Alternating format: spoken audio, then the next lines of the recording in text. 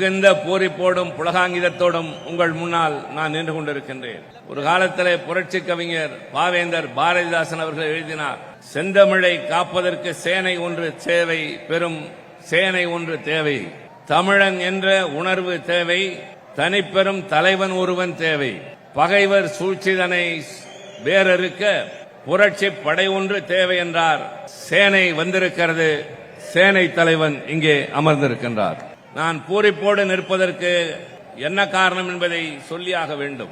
1982ஆம் ஆண்டு இன்றைய கழகத் தலைவர் இந்தியாவை திரும்பி பார்க்கின்ற நல்லாட்சி நடத்தி வருகின்ற இயக்கத்தை கட்டி காப்பாற்றுகிற நம்முடைய கழகத் தலைவர் அண்ணன் தளபதி அவர்கள் தலைமையில் 5 பேரோடு தொடங்கிய இந்த இளைஞரணி இன்றைக்கு 5 லட்சம் நிர்வாகிகளை கொண்ட பெரும் படையாக விரிந்து சிறந்திருக்கிறது. இளைஞர்கள் அங்கே இங்கே என்று சொல்கிறவர்கள் வந்து பாருங்கள், இங்கே இன்றைக்கு தென்மண்டலத்திலே மட்டும் 1 லட்சம் நிர்வாகிகள், உறுப்பினர்கள் அல்ல, உழைக்கின்ற தொண்டர்கள் அல்ல, நிர்வாகிகள் 1 லட்சம் பேர் திரண்டிருக்கின்றார்கள். சுட்டெரிக்கிற வெயில் எங்களுக்கு ஒரு பொருட்டு அல்ல, சுழன்றடிக்கிற சூறாவளி காற்றை நாங்கள் பொருட்படுத்தியது இல்லை. கழகம் கட்டளையிட்டால் இலக்கு நோக்கி பாய்கிற ஈட்டி முனைகள் என்று திரண்டு வந்திருக்கிற உங்களை பார்த்து புலகாங்கிதம் அடைவதை தவிர எங்களால் வேறு என்ன செய்ய முடியும்? நன்றாக கொஞ்சம் நடுநிலையாளர்கள் எண்ணி பார்க்க வேண்டும். மாடு ஒன்று கன்று ஈனும், அந்த கன்று குட்டிக்கு பிறக்கிற போதே கால்கள் இருக்கும், காதுகள் இருக்கும், கண்கள் இருக்கும், வால் கூட இருக்கும். ஆனால் கொம்பு பின்னால் தான் முளைக்கும். பின்னால் முளைத்த அந்த கொம்புதான் பின்னாளில் அந்த மாட்டை காப்பதற்கு பெரும் ஆயுதமாக விளங்கும் என்பதைப் போல ஓர் இயக்கத்திற்கு பின்னால் வந்து சேர்கின்ற இளைஞர்கள் தான் அதற்கு நிரந்தரமான படைக்கலன்கள். ஒரே ஒரு கார் அடங்குகின்ற அளவிற்கு 5 பேர் தொடங்கினோம் இந்த சுற்றுப்பயணத்தை. அன்றிலிருந்து இன்று வரை தளபதியோடு தொடர்கின்றவன் என்ற பெருமை மட்டும்தான் என்னுடைய தனிப்பெரும் சிறப்பாக நான் கருதுகின்றவன். திராவிட முன்னேற்ற கழகத்தினுடைய இளைஞரணை தொடங்கியதற்கு பின்னால் தான் தமிழ்நாட்டினுடைய தேர்தல் வரலாற்றிலே ஒரு திருப்புமுனை ஏற்பட்டது. ஒரு காலகட்டத்தில் அவசர நிலைக்கு பின்னால் பல சோதனைகளை சந்தித்த நேரத்தில் இளைஞரணி என்ற அமைப்பு உருவானதற்கு பின்னால் தான் 1984இல் மாவட்ட அமைப்பாளர், துணை அமைப்பாளர்கள் என்று நியமிக்கப்பட்டதற்கு பின்னால் தான் 1986ஆம் ஆண்டு தமிழ்நாட்டில் அதிமுக ஆட்சி பொறுப்பில் இருந்த நேரத்தில் உள்ளாட்சி மன்ற தேர்தலில் முழுமையாக கழகம் வெற்றி பெற்றது. அதற்கு பின்னால் தான் 1989இல் கழகம் மீண்டும் ஆட்சி பொறுப்பேற்பதற்கு காரணம் கழகத்தின் இளைஞரணியும் தன்னேர் இல்லாத தலைவர் தளபதி அண்ணன் மு.க. ஸ்டாலின் அவர்களும் தான். இன்றைக்கு அந்த சிறப்புமிக்க அணிக்கு செயலாளர். ஆனால் தமிழ்நாட்டிலே வீரர்களாக உலவுகின்ற இளைஞர்களின் தனிப்பெரும் தலைவன் தம்பி உதயநிதி ஸ்டாலின். எதிர்காலத்தில் இவரை நம்பி இயக்கம் இருக்கின்றது, இயக்கத்தை நம்பி நாடு இருக்கின்றது. முதலாக அவர் இளைஞரணிக்கு நியமிக்கப்பட்டவுடன் அன்பகத்திலே வாழ்த்து தெரிவிக்க நான் சென்று அவரை பார்த்ததற்கு பின்னால் தலைவரை வந்து அறிவாலயத்திலே பார்த்து சொன்னேன், நாம் வளர்த்த இளைஞரணி இமயத்தின் உச்சியை தொடப்போகின்றது இன்று நான் கண்ட காட்சி என்று சொன்னேன். மிகைப்படுத்தப்பட்ட கூற்று அல்ல அது. புதிய இளைஞர்கள் பொலிவு ததும்புகின்ற முகத்தோடு நின்றார்கள், ஆர்வத்தோடு நின்றார்கள், நம்பிக்கையோடு நின்றார்கள். நம்மை வழிநடத்துவதற்கு ஒரு தலைவன் என்ற உணர்ச்சியும் முழக்கமும் அவர்களிடம் இருந்ததை நாங்கள் கண்டோம். ஆக பெயரளவிற்கு அந்த பொறுப்பு என்று இல்லை. இன்றைய இளைஞரணி செயலாளர் பொறுப்பேற்றதற்கு பின்னால் படிப்படியாக அவர் ஆக்கப்பூர்வமான செயல்களில் ஈடுபட்டார். அவருடைய முதல் செயல் என்பது தமிழ்நாட்டில் உள்ள அனைத்து சட்டப்பேரவை தொகுதிகளிலும் திராவிட மாடல் பயிற்சி பாசறை வகுப்புகளை நடத்தினார். இளைஞரணியிலே இணைகின்றவர்கள் கொள்கை தெரிந்தவர்களாக இருக்க வேண்டும், இயக்கம் எந்த திசையிலே செல்ல வேண்டும் என்பதை உணர்ந்தவர்களாக இருக்க வேண்டும், வரலாறு புரிந்திருக்க வேண்டும் என்ற அந்த உணர்வோடு தமிழ்நாட்டின் 234 தொகுதிகளிலும் பயிற்சி பாசறை வகுப்புகளை நடத்தி உங்களை கூரான ஈட்டிமுனைகளாக மாற்றுகின்ற கடமையை முதலில் அவர் செய்தார். பின்னர் நேர்காணல் நடத்தி மாவட்ட அளவிலே அல்ல, நகரங்களிலே, ஒன்றியங்களிலே மட்டுமல்ல, பகுதிகளில், பேரூர் கழகங்களில் நேர்காணல் நடத்தி இளைஞர்களுக்கு நிர்வாகிகளை நியமித்தார். எல்லாவற்றிற்கும் மேல் நான் இன்றைய இளைஞரணி செயலாளருக்கு நன்றி சொல்வது மிக முக்கியமான காரணம் ஒன்று இருக்கிறது. முரசொலி நாளிதழ் கழகத்தினுடைய போர்வாள் கலைஞருடைய தலைப்பிள்ளை அந்த முரசொலியில் கழகத் தலைவரின் அனுமதியோடு ஒரு முழு பக்கத்தை பாசறை பக்கம் என்று உருவாக்கி தொடர்ந்து அதில் கழகத்தினுடைய வரலாற்றினை பல்வேறு திறமை வாய்ந்தவர்களை, அனுபவம் வாய்ந்தவர்களை, இயக்க வரலாற்றை அறிந்தவர்களை கொண்டு எழுத வைத்து இளைஞர்களுக்கு தெளிவான பாதையை காட்டுகின்ற கடமையை செய்தார். அதைத் தொடர்ந்து அடுத்த காரியம், திராவிட முன்னேற்றக் கழகம் என்பது வளர்ந்தது, வலிமை பெற்றது, மக்களிடம் செல்வாக்கு பெற்றது. 2 காரணங்களால். ஒன்று மேடை பேச்சு, இன்னொன்று இதழ்களில் எழுத்துக்களின் மூலம். 1967 கழகம் முதலாக ஆட்சி பொறுப்பேற்றவுடன் அறிஞர் அண்ணாவிடம் டெல்லியில் இருந்த பத்திரிகையாளர்கள் உங்கள் வெற்றிக்கு என்ன காரணம் என்று கேட்டார்கள். அண்ணா சொன்னார், வாய்மை என்று சொன்னார். புரியவில்லை என்றார்கள். வாயால் பேசினோம், மையால் எழுதினோம், ஆட்சியை கைப்பற்றினோம் என்று அண்ணா சொன்னார்கள். ஆக மேடை என்பது தமிழ்நாட்டில் குறிப்பாக திராவிட முன்னேற்ற கழகத்திற்கு ஒரு வலிமையான தளம் என்பதை உணர்ந்து தமிழ்நாடெங்கிலும் இருக்கின்ற இளைஞர்களை வரவழைத்து சற்றேறக்குறைய 10,000க்கும் மேற்பட்டோர் விண்ணப்பித்தார்கள். அவர்களை வடிகட்டி இன்றைக்கு 200க்கும் மேற்பட்ட இளம் பேச்சாளர்களை உருவாக்கியது அவர் அடுத்து செய்த அருமையான காரியம். கடந்த சில மாதங்களுக்கு முன்னால் காலத்தின் நிறம் கருப்பு சிவப்பு என்று இயக்கம் 75 ஆண்டுகள் நிறைவேற்றியதை ஒட்டி பவள விழா ஆண்டின் போது நூலொன்றினை வெளியிட்டார். 1000க்கும் மேற்பட்ட பக்கங்கள், 100க்கும் மேற்பட்ட கட்டுரைகள். அது ஒன்று படித்தால் போதும், இயக்கத்தின் வரலாறு தெரியும் என்கிற போது நான் சொல்ல வருவது என்னவென்றால், ஒரு அணிக்கு பொறுப்பேற்றோம் என்பதோடு நின்றுவிடவில்லை. அவர் துணை முதலமைச்சராகி செய்த காரியங்கள் தனியான அத்தியாயம். அதை பேசுவதற்கு இங்கே நேரமும் இல்லை, அதற்கான இடமும் இல்லை. இளைஞரணி செயலாளர் என்ற இயக்கத்தின் முக்கியமான பொறுப்பேற்று அவர் ஆற்றிய மிக முக்கியமான கடமைகள் படிப்படியாக பயிற்சி பாசறை வகுப்புகளை நடத்தினார். பாசறைக்கென பக்கம் ஒதுக்கினார். இளம் பேச்சாளர்களை உருவாக்கினார். 234 தொகுதிகளிலும் அறிவு தெளிவு பெறுவதற்கு கலைஞர் நூலகங்கள் என்று இதுவரை 120 தொகுதிகளுக்கு மேல் கலைஞர் நூலகங்களை உருவாக்கி இருக்கிறார். கல்வி சாலைகள் ஒருபுறம், அறிவின் கண்ணை திறக்கின்ற வாசக சாலைகள் ஒருபுறம். ஆக தம்பி, நாங்கள் பெருமிதப்படுவதற்கு காரணம் புரிகிறதா? இது வெறும் கூடி கலைகின்ற காக கூட்டம் அல்ல, கூடி பொழிகின்ற மேக கூட்டம் என்பதாக இந்த இளைஞர்களுக்கு வரலாற்றை சொல்லித் தந்து இவர்களை எதிர்காலத்திற்கு தயார்படுத்தி, நாளைக்கு இந்த கொடி இருக்க போவது உங்கள் கரங்களில்.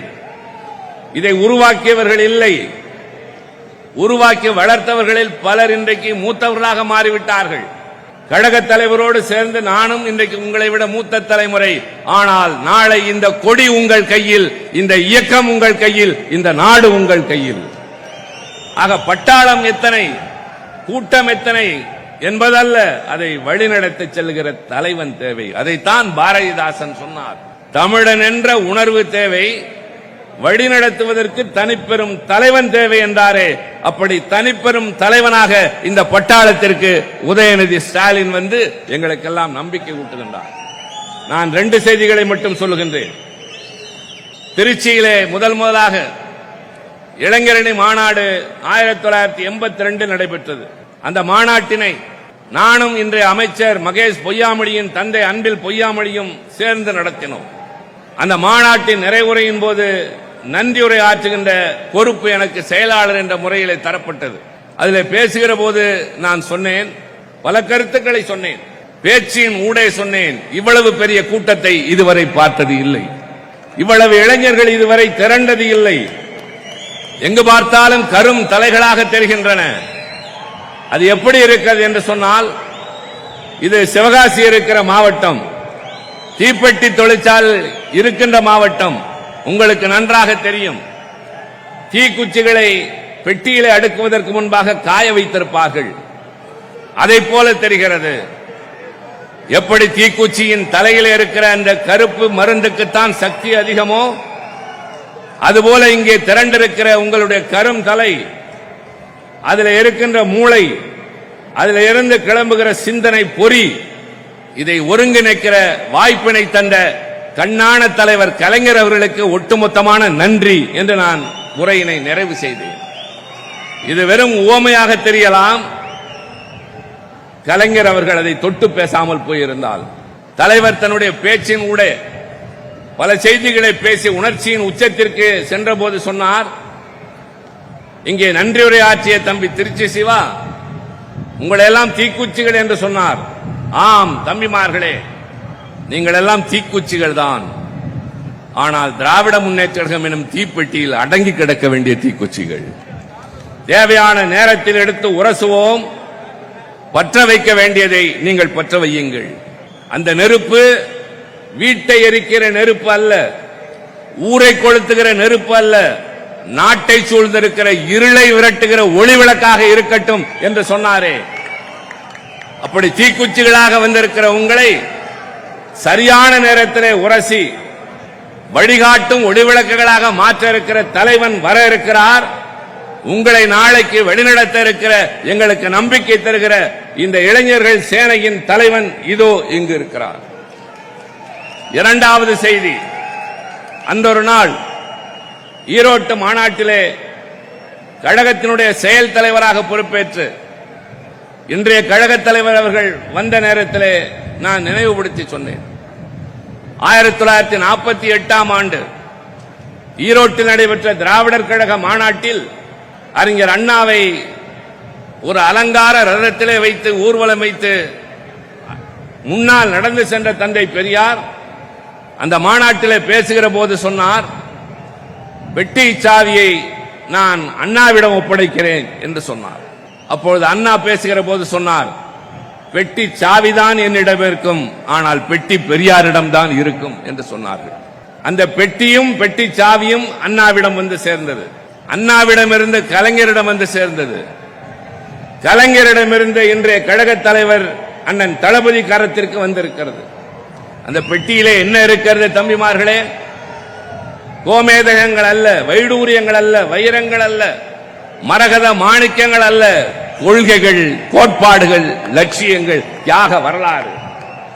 நாளைக்கு அந்த பெட்டியும் சாவியும் தம்பி உதயநிதி உங்கள் கைக்கு வர இருக்கின்றது. உங்களை நாங்கள் நம்புகின்றோம். இன்னொன்றையும் மறந்து விடாதீர்கள். இந்த மாநாடு நடக்கிற நேரம் இன்னும் சில நாட்களில், மாதங்கள் என்று சொல்வதை விட சில நாட்களில் தேர்தல் களத்தை சந்திக்க இருக்கிறோம். இது வழக்கமான தேர்தல் அல்ல, இது ஒரு தத்துவ போர். தமிழ்நாட்டு மண்ணுக்கு திராவிட இயக்கம் வளர்த்து செழித்து வைத்திருக்கிற உணர்ச்சி பூர்வமான பயிருக்கு மாற்றாக இந்தியாவின் பன்முகத்தன்மையை சிதைக்கிற ஒற்றை மொழி இந்திதான் இந்தியாவை ஆள வேண்டும் என்று சொல்லுகின்ற ஒரு கூட்டம் இங்கே உள்ளே நுழைய பார்க்கின்றது. நான் நாடாளுமன்றத்திலும் சொன்னேன், இங்கேயும் சொன்னேன், எத்தனை பட்டாளம் கூட்டி வந்தாலும் இங்கே திராவிட முன்னேற்றம் என்கிற கோட்டை இருக்கிறவரை யாராலும் உள்ளே நுழைய முடியாது. தயவு செய்து நீங்கள் மனதிலே பதிய வைத்துக் கொள்ளுங்கள். இன்று இங்கிருந்து கிளம்புகிற நீங்கள், ஒரு மாநாட்டிற்கு வந்தோம், எல்லோரும் ஆற்றிய உரையினை கேட்டோம், கலை நிகழ்ச்சிகளை கண்டுகளித்தோம் என்பதோடு அல்ல, இன்றிலிருந்து தேர்தல் வரை ஊனில்லை, உறக்கமில்லை. வெற்றி என்ற செய்தி நம் காதில் எட்டுகிற வரை நமக்கு எந்த காலத்திலும் ஓய்வு இல்லை என்ற நிலைகளை தயவு செய்து தமிழ் மொழியை தலைநிமிரச் செய்ய வேண்டிய போர் இது. இந்த இனத்தையும் இயக்கத்தையும் வேறறுத்து விடுவோம் என்று அங்கு நின்று சூளுரைக்கிறார்கள். நானும் சகோதரி கனிமொழி அவர்களும் அங்கே நின்று முழங்குகிறோம். வந்து பார் என்று சொல்லுகிறோம். எங்கோ ஒரு முச்சந்தியிலே என்றல்ல, யார் எங்களை எதிர்க்கிறார்களோ அவர்களுக்கு நேருக்கு நேராக நின்று சொல்லுகிறோம். வந்து பார் என்று சொல்லுகிறோம் என்றால் வாய் சவடால் அல்ல, உங்களை நம்பித்தான், இந்த படை வரிசையின் வலிமையை நம்பித்தான். இந்த தம்பியின் தலைமையின் திறமையை பார்த்து நாங்கள் புரிந்து கொண்டதற்கு பின்னால் நம்பிக்கையோடு சொல்கிறோம். இது எதேச்சாதிகாரமான பேச்சு அல்ல, எக்களித்தாறு பேசுகின்ற பேச்சு அல்ல.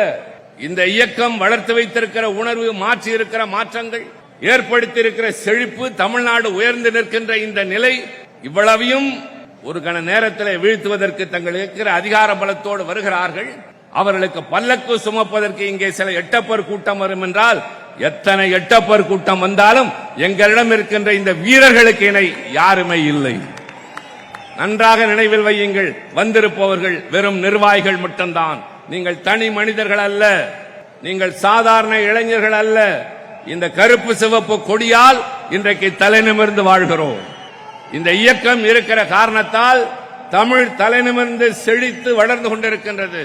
மாநிலங்களுடைய உரிமைகள் பாதுகாக்கப்பட்டு வருகின்றது.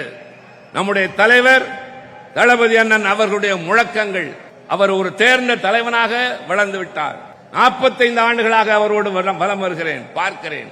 ஏற்பட்டிருக்கிற பக்குவம், அணுகுகின்ற முறை, மக்கள் பிரச்சனைகளை கையாளுவதற்கு அவர் காட்டுகின்ற கனிவு, கூட்டணி கட்சியினரும் காட்டுகிற தோழமை, இயக்க தோழர்களிடம் வளர்த்து வைத்திருக்கிற குடும்ப பாசம், ஆட்சியின் செம்மையான திட்டங்கள், இப்படி ஒரு தலைவன் எங்களுக்கு என்று நெஞ்சு நிமிர்த்தி நிற்பதோடு மட்டுமல்ல, ஒரு வீரனாக அவரை பார்க்கிறோம். டெல்லி மிரட்டுகிற போது, டெல்லியின் பிரதிநிதியாக ஆளுநர் வந்து அச்சுறுத்துகிற போது நீங்கள் நன்றாக அந்த காட்சியை கவனித்திருந்தால் தெரியும். ஆளுநர் என்ற பொறுப்பில் இருக்கிறவர் தன்னுடைய எல்லையை மீறி நடந்து கொண்டு வெளியேறிய போது உட்கார்ந்து கொண்டு ஒரு சிரிப்பு சிரித்தார் பாருங்கள். அதற்கு ஈடு எதுவுமே இல்லை. நீ அல்ல எவன் வந்தாலும் நான் பார்ப்பேன், நான் திராவிட முன்னேற்ற கழகத்தின் தலைவன் என்று சொல்லி நிற்கிறாரே. Tamil Nadu is out of Delhi's control என்று சொல்லுகின்ற மாபெரும் துணிச்சல் மிக்க ஒரு மாவீரன் நம்முடைய தலைவன். கலைஞர் சாகிற வரை போராளியாக இருந்து மறைந்தார். கலைஞர் முதலமைச்சர் 50 ஆண்டு காலம் ஒரு கட்சியின் தலைவர் என்பதல்ல, அவர் பிறந்ததிலிருந்து கடைசி மூச்சு விடுகிற வரை போராளியாகவே இருந்து மறைந்தார். தன்னுடைய வாழ்க்கையின் எல்லா நிலைகளிலும் போராளி. அவருக்கு தப்பாமல் அந்த இடத்திற்கு வந்து சேர்ந்திருப்பவர் அண்ணன் தளபதி மு.க. ஸ்டாலின் அவர்கள். அதற்கடுத்து நான் இவ்வளவும் பேசினேன், நிறைய இருக்கிறது. ஆனால் நேர கட்டுப்பாடு தெரியும். நீங்கள் காத்திருப்பது எத்தனை நேரமாக என்று தெரியும். தம்பி, உங்களை நம்பி இந்த இயக்கம், உங்களை நம்பி நாங்கள், உங்களுக்கு பின்னால் இவர்கள். உங்களுக்கு நாங்கள் சொத்து சுகம் தரவில்லை, வைர வைடூரியங்கள் தரவில்லை, வேறு எதையும் தேடி தரவில்லை. இந்த கொடியை உங்கள் கையில் தருகிறோம், இதன் கொள்கைகளை உங்கள் கையில் தருகிறோம்.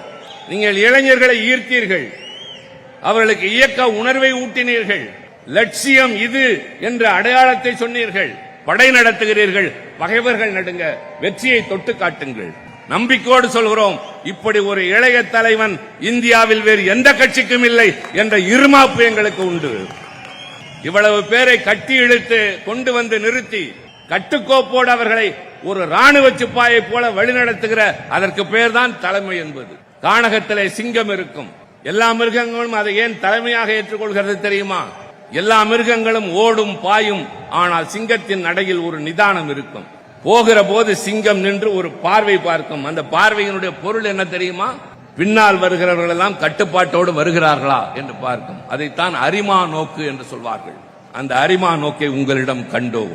நீங்கள் போகிற போது இளைஞர்கள் காட்டுகிற ஆர்வம் மட்டுமல்ல, நீங்கள் அவர்களை வழிநடத்துகிற முறை, கனிவு காட்டுகிற முறை, நேரில் வந்து காணவில்லை என்பதல்ல, அன்பகத்தில் என்ன நடக்கிறது என்று தெரியும், குறிஞ்சி இல்லத்தில் என்ன நடக்கிறது என்பது தெரியும்.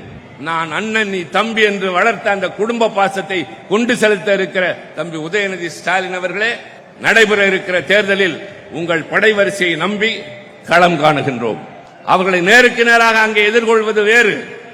ஆனால் இங்கே அவர்கள் உள்ளே நுழைகிற போது என்ன படை எடுத்து வந்தாலும் சரி, எவ்வளவு வேகத்தோடு வந்தாலும் சரி, திராவிட முன்னேற்ற கழகம் எதிர்கொள்ளும். திராவிட முன்னேற்ற கழகம் எவராலும் தொட்டு பார்க்க முடியாத ஒரு கோட்டை. மீண்டும் இங்கே கழகத்தின் கொடி உயரும். 7வது முறையாக கழகம் ஆட்சி பொறுப்பேற்கும். 2வது முறையாக தளபதி அண்ணன் மு.க. ஸ்டாலின் முதல்வராவார். தமிழகம் செழிக்கும், தமிழகம் மக்கள் வாழ்வு சிறக்கும். அதற்கு உங்கள் படையோடு இந்த நாட்டில் எதிரிகளை விரட்ட தயாராகுங்கள். நாங்கள் வாழ்த்துகிறோம் உங்களை, நம்புகிறோம் உங்களை. இந்த கொடி உயர உயர தமிழன் உயர்வான், தமிழ் உயரும், நாடு செழிக்கும். நன்றி, வணக்கம்.